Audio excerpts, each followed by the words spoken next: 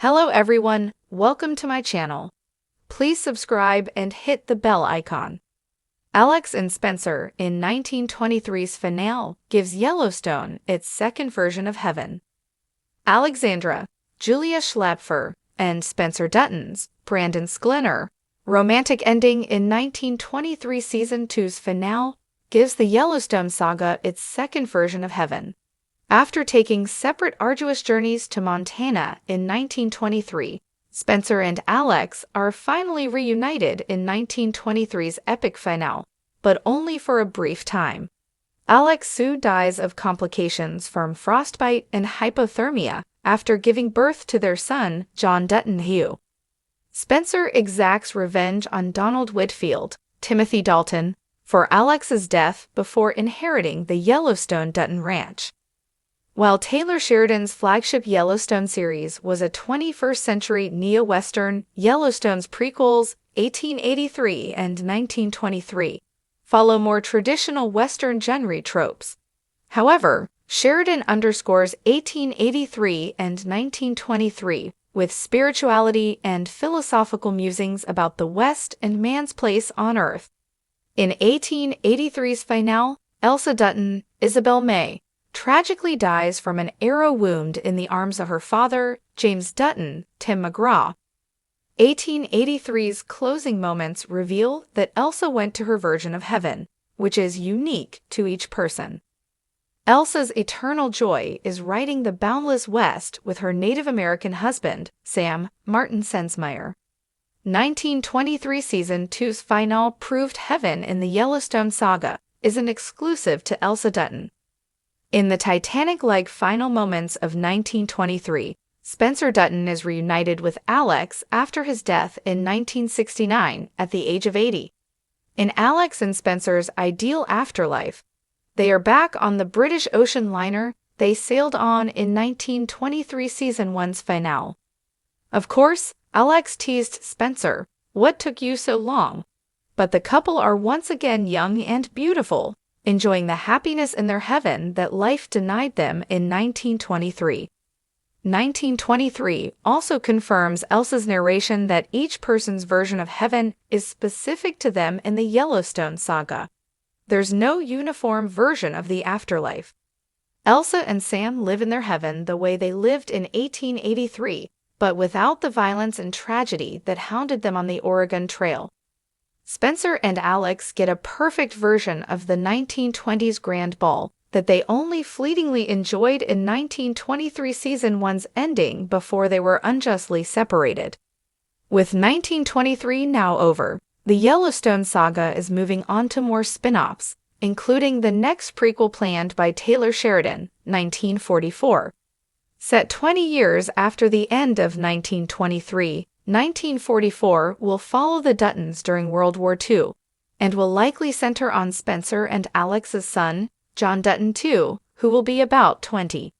Elizabeth Strafford's Michelle Randolph, child with the late Jack Dutton, Darren Mann, may also be part of 1944. But will Alex be in 1944 in some form, the way Elsa Dutton was an ethereal presence in 1923? Brandon Sklenar and Julia Schlaepfer have floated the idea that Alex could return as a ghost in 1944. While it sounds absurd at first, there could be merit to Alexandra continuing to be a presence in Spencer's life. Alex could replace Elsa as 1944's heavenly narrator and be the omniscient chronicler of Spencer's life running the Yellowstone Dutton Ranch. Perhaps Spencer could even have visions of Alex. By introducing heaven in 1883 and continuing the afterlife in 1923, Taylor Sheridan has the leeway to carefully introduce more supernatural elements into 1944. Elsa, Spencer, and Alex Dutton received romantic versions of heaven that rewarded them for the injustice and tragedy they suffered in life throughout 1883 and 1923. The more grounded, modern-day Yellowstone, however, did not include spiritual elements or a hopeful version of the afterlife. Several Duttons and other major characters died throughout Yellowstone, including John Dutton IV, Kevin Costner, but they didn't get rewarded with their personal versions of eternal bliss. Had Kevin Costner not quit Yellowstone midway through season 5, it's probable that John Dutton Iue wouldn't have been killed off. Once Costner exited and Taylor Sheridan opted to write out Yellowstone's lead character with a violent death, they didn't have Kevin to perform any scenes of John in heaven, even if Sheridan had scripted them. It's also possible that present-day Duttons like John don't get a version of heaven like the pure Elsa of 1883 and Alex and Spencer of 1923 deserved, because they are more morally compromised than their ancestors. The Yellowstone universe has never been shy about portraying brutality, blood on snow, broken bodies, and wounded souls. It's a world forged in fire and loss, often teetering between justice and vengeance. Yet in the midst of all its chaos, Taylor Sheridan dares to offer glimmers of heaven, paradise not always found in the afterlife, but in love, hope, and reunion. In 1923's finale, the saga of Alex and Spencer Dutton becomes one of the franchise's most poignant portrayals of that second version of heaven. Not golden gates or harps, but the quiet sanctity of love-defying fate. From their first meeting in East Africa, Alex and Spencer's story has felt almost mythic. Their love story wasn't just swept up in the romance of a safari under a crimson sun. It was forged through danger, devotion, and an unyielding belief that love, real love, is worth risking everything. As war veteran Spencer tries to outrun the ghosts of World War I, he meets Alex not just as a woman of elegance and wit, but as a mirror of the freedom he's long since lost. But the finale doesn't give them the ending we hoped for. Not yet, anyway. The episode closes with Alex screaming Spencer's name as he is dragged off a ship, deported from Italy, powerless against bureaucracy and time. The echo of her voice, carried across the crashing sea, becomes a haunting lullaby. It's a cliffhanger soaked in longing, and yet, even in their separation, there is an odd sense of peace, a sort of heaven, not in being together physically, but in knowing their love is untouchable. That is where Sheridan delivers his magic. In Yellowstone, the first version of heaven might be the land itself. The ranch, for John Dutton and his ancestors, is sacred soil, worth dying for, worth killing for.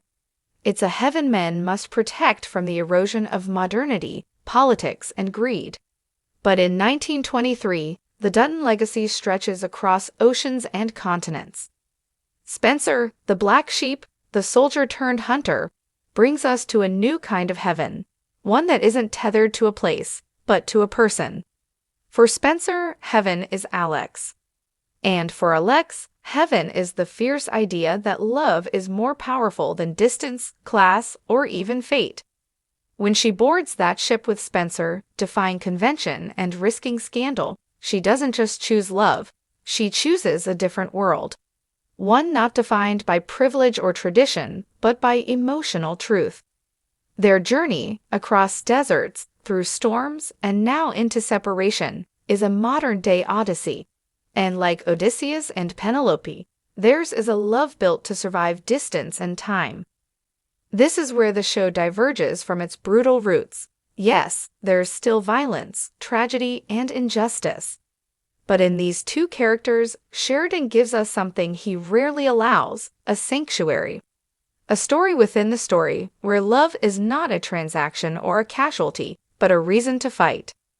Alex and Spencer become our emotional North Stars. Each step they take toward Montana is charged with promise. They remind us that heaven can be stitched together in moments, the way he looks at her when she's reading, the way she stitches his wounds, the way they cling to each other on a lifeboat, clinging harder to hope. It's no coincidence that much of their story plays out at sea. The ocean is chaotic, unpredictable, and vast, just like their love. Sheridan knows that water has always symbolized rebirth, and Spencer and Alex are both reborn through each other. He sheds the trauma of war. She sheds the suffocating expectations of aristocracy. And together, they create something unshakable. And yet, fate is cruel. The finale tears them apart just as they get within reach of the ranch, the ancestral home, the first heaven of the Yellowstone universe. But this is where Sheridan flips the script. Instead of sending Spencer back into violence or vengeance, he sends him into heartbreak. And through that heartbreak, we see the truest test of their bond. Will they find their way back to each other? We're left dangling, but there's an undercurrent of certainty. They will. They must.